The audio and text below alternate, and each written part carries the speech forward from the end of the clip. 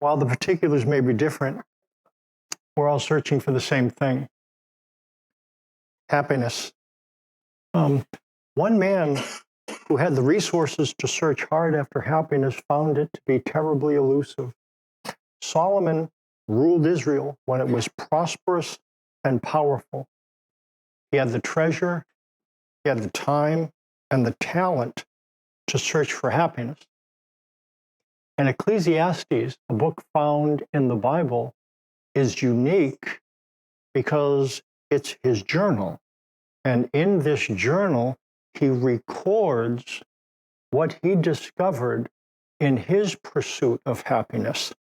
As king, he had the opportunity and the resources to pursue wisdom, pleasure, and work.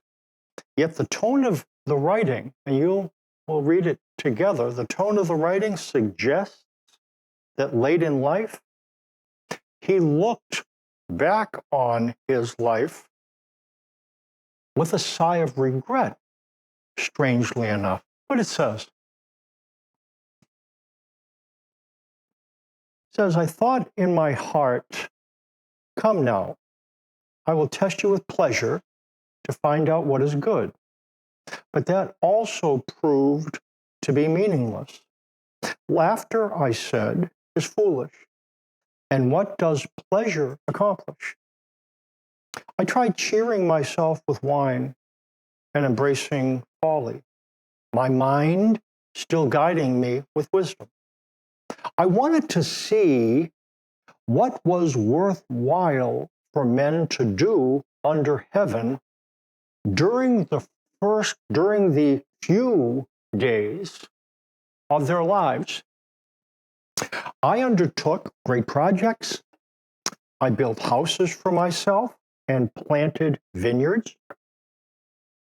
I made gardens and parks and planted all kinds of fruit trees in them. I made reservoirs to water groves of flourishing trees. I bought male and female slaves and had other slaves who were born in my house. I also owned more herds and flocks than anyone in Jerusalem before me. I amassed silver and gold for myself and the treasures of kings and provinces. I acquired men and women, singers, and a harem as well, the delights of the heart of man. I became greater by far than anyone in Jerusalem before me. In all this, my wisdom stayed with me. I denied myself nothing my eyes desired. I refused my heart no pleasure. My heart took delight in all my work, and this was the reward for all my labor.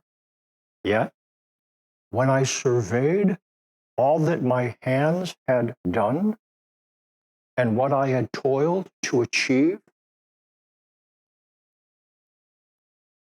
everything was meaningless. A chasing after the wind. Nothing was gained under the sun. Solomon's search for happiness, he had the time, the talent, the resources, a kingdom at peace. He didn't have to fight wars. He was smart. He had time.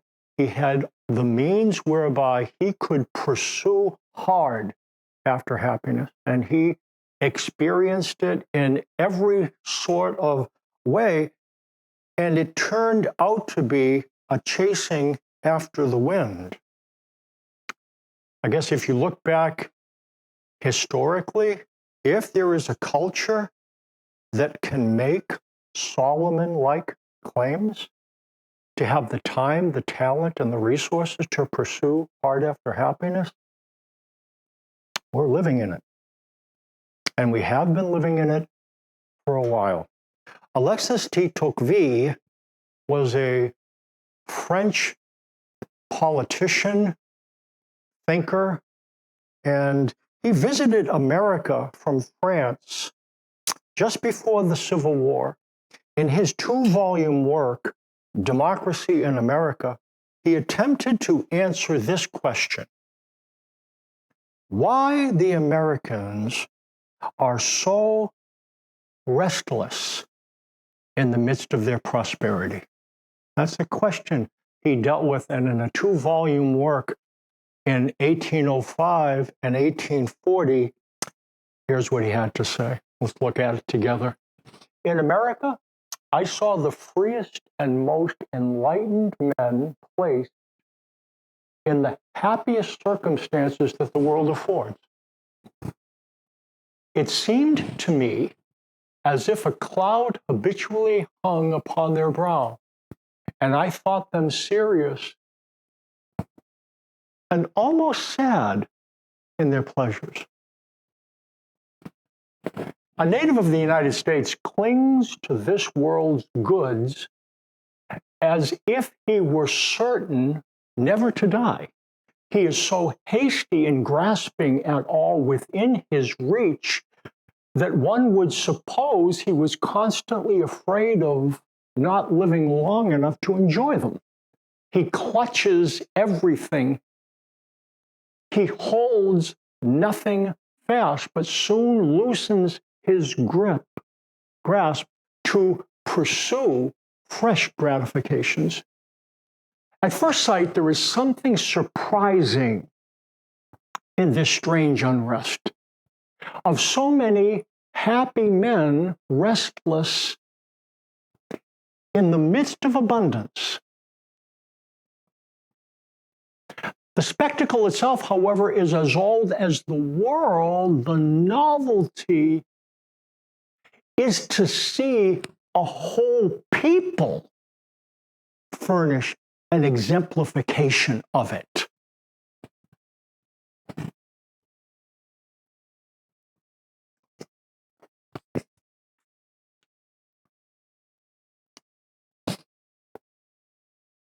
He goes on to say, among democratic nations, men easily attain a certain equality of condition, but they can never attain as much as they desire.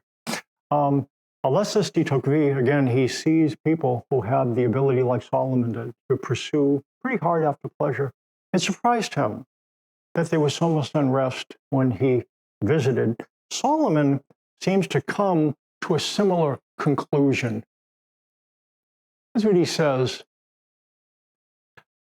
Yet when I surveyed all that my hands had done and what I had toiled to achieve, everything was meaningless, a chasing after the wind. Nothing was gained under the sun. We might reason that the problem is unrealistic expectations. Certainly, if we adjust our expectations down, we can be satisfied with what we have. And Solomon points out a snag. Here's what he says. I have seen the burden God has laid on men. He has made everything beautiful in its time. He has also set eternity in the hearts of men. Yet they cannot fathom what God has done from beginning to end.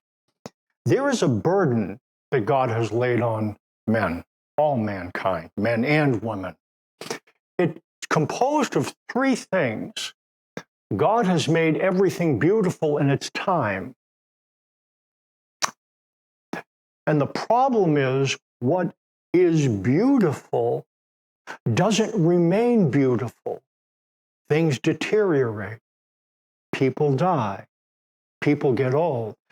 It's that we can appreciate the beauty of things, but the things that we can't get used to is that the beauty fades. And the thing is, he has set eternity in the hearts of men. There is something within us that cannot understand why things decay. How can people die? There's something inside of us that is restless with the idea that things pass away because we have eternity set in our hearts, this biological clock inside. There's this awareness of, wait a minute, things shouldn't just pass away. And We might wrestle with this. We might say, well, I don't think that's in me. It is in us. You know why? Because God put it there. He said eternity in the hearts of men. There is something within you and me and us that doesn't understand things that die, that pass away. And the final burden, so God makes everything beautiful in its time. He has put eternity in the hearts of men. The final part of this burden is that we cannot fathom what God has done from beginning to end. Although we have eternity set in our hearts, we don't understand why God does what he does. How somebody who inhabits eternity, we see things happen in our lives.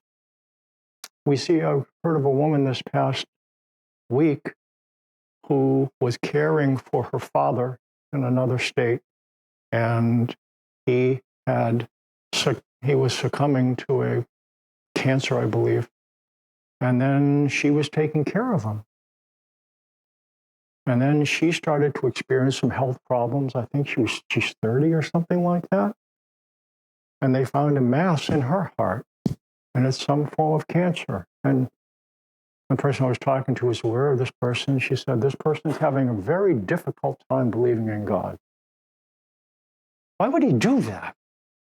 That's what we don't understand. We don't understand why God does what he does. He has eternal purposes, but when we see something like that, a woman caring for her father, why would that that's a burden. Solomon writes, there is a time for everything and a season for every activity under heaven, a time to be born and a time to die, a time to plant and a time to uproot, a time to kill and a time to heal, a time to tear down and a time to build, a time to weep and a time to laugh, a time to mourn and a time to dance, a time to scatter stones and a time to gather them, a time to embrace and a time to refrain, a time to search and a time to give up, a time to keep and a time to throw away, a time to tear and a time to mend, a time to be silent and a time to speak, a time to love and a time to hate, a time for war and a time of peace. Our hearts can appreciate beauty and long for eternity. However, our human minds cannot grasp divine purposes. There are beautiful things to want. The problem is not that we want them, but that we want them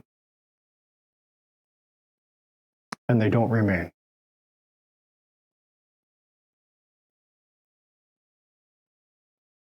Things decay. People die. And God knows that it is a burden for us. He understands that there is something in us that cannot tolerate this decay. There's something in us that cannot tolerate this death. If you say you're fine with it, you're not aware of yourself. We're not fine with it. There's a couple problems that disturb then the pursuit of happiness. What he says,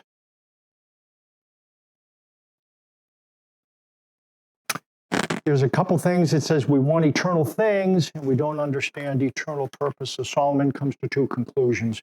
In Ephesians 3:12 through 14, he says, I know that there is nothing better for men than to be happy and to do good while they live, that everyone may eat and drink and find satisfaction in all his toil. This is the gift of God. He goes on to say, I know that everything God does will endure forever. Nothing can be added to it and nothing taken from it. The first conclusion has to do with life. As Solomon comes in this journal where he tests his heart to experience pleasure. And again, some people who pursue pleasure do so out of a sense of the absence of things. And they hope they'll experience things that they're deprived of. Solomon didn't pursue pleasure because of deprivation. He experimented with it. He was able to invest in it. He was able to experience it and experiment with it. And he comes to this conclusion. Again, I know that there is nothing better for men than to be happy and do good while they live, that everyone may eat and drink and find satisfaction in his toil. This is the gift of God, the best that can be expected, to lead a quiet, productive life and to leave a posterity to children. It's important to remember that at this time in salvation history in the Old Testament, eternity was a faint glimmer. The one thing that Jesus did that changed the nature of faith is it says in 2 Timothy, I believe, that Jesus brought life and immortality to light. In the Old Testament, life and immortality is in the shadows. There's some mention of it, but it is far from clear. Look what David said. He had a sense for, no one remembers you when he is dead. Who praises you from the grave? David then seems to suggest that when you hit the grave, that's it. And he says that on the one hand, but on the other hand, we read this, because he is at my right hand, I will not be shaken. Therefore, my heart is glad and my tongue rejoices. My body also will rest secure, because you will not abandon me to the grave, nor will you let your Holy One see decay. You have made known to me the path of life. You will fill me with joy in your presence, with eternal pleasures as your right hand. David's writing contains brief glimpses of eternal hope. You've made known to me the path of life. Because he is at my right hand, I will not be shaken. This security was able to take root in the soil of things that we would imagine would bar a person from experiencing joy. David found a perspective that look what it says in 2 Samuel. When David, do we have that one? 2 Samuel? There it is, thanks. He talks about, this is in the context of when he had committed adultery and murder with Bathsheba, and then was told by the prophet that your son's going to die. And then the son became sick. David prayed for the son, and the son died. And David's advisors, because of the nature of his grief while the son was sick, said, this is going to be it. And this is what David had to say, I will go to him, but he will not return to me. Then David comforted his wife Bathsheba, and he went to her and lay with her. She gave birth to a son, and they named him Solomon. The Lord loved him, and because the Lord loved him, he sent word through Nathan the prophet to name him Jedidah. This child then was child of an illicit relationship, a sinful relationship, adulterous. And David then, when the child died, went to comfort Bathsheba. She conceived, and they had a kid. And we've talked about this before. And Nathan said, okay, I've got a name for this kid, Jedidah. And the name Jedidah means loved by the Lord, which is astonishing. It's hard for us to believe that God then can even provide joy in the context of this confusion about eternity, and even in the context not only of stressful times, but in the context of sinful times as well. Which brings us to communion. While they were eating, Jesus took bread, gave thanks, and broke it, and gave it to his disciples, saying, take and eat. This is my body. Then he took the cup, gave thanks, and offered it to them, saying, drink from it, all of you. This is my blood of the covenant, which is poured out for many for the forgiveness of sins. I tell you, I will not drink of this fruit of the vine from now on until the day when I drink it anew with you in my Father's kingdom. What communion is, it's practice. for a celebration that we're going to experience. Those who place their faith in Christ understand what he came to do to inaugurate a new covenant. There's going to be a new covenant celebration that's going to occur when Jesus comes back. At that time, things will remain beautiful. Things in heaven don't decay. They don't die. There is no sadness or mourning. There's no grief. And at that time, this feast, and at that feast, Jesus will drink of the vine again, and he'll usher in an eternal kingdom. On this side of that, we're aware of things that are nice and are not nice, and we've talked about this before. There's times where you're aware of it, that there's a groaning inside. A groaning might happen at a funeral. Happens when things are taken away from you. When we start to think, well, I shouldn't be groaning, I'm a Christian. Real Christians groan. Real Christians groan. This is not our home. This is temporary. We long for something eternal. And that's going to come. And on this side of that, you know what we do? We groan. But Jesus did. And we groan. But what we do, we remember. And that's why we do a celebration like this. There will come a time where we'll talk to one another and there won't be any groaning. And you know what the thing will be when we get to heaven? I'm not sure how much we'll remember. But what will determine is the thing that we felt while we were on earth is homesick. When we get there, what we're going to determine, this is what I've always wanted. This is what I was always looking for and could never find. This is what I long to experience. And so we're going to grab the elements, the juice and the bread, and then we'll take and eat in just a little bit.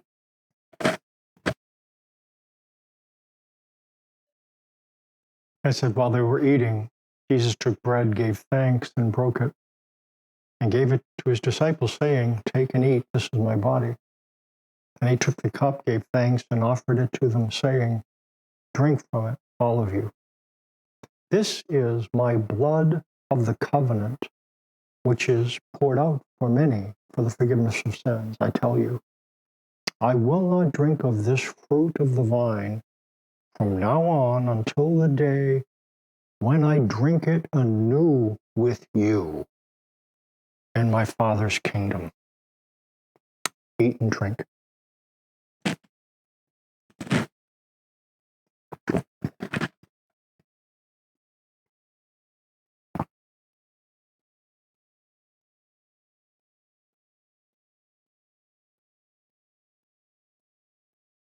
Father, thank you for the hope of heaven and how it conditions our time on earth. There are beautiful things. There are wonderful things to experience here.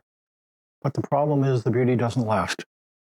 And we're rigged for eternity. And you tell us that there is an eternal kingdom where things don't die. And you tell us about it so that we will condition our hope on this side. There's nice things here, but as Paul says, I have learned the secret of being content in any and every circumstance, whether well-fed or hungry, whether living in plenty or in want. I can do all things through him who gives me strength. And I ask, Father, on this side of eternity, that you'd continue to give us the strength we need as we move towards the time where we inhabit eternity. In Jesus' name, amen.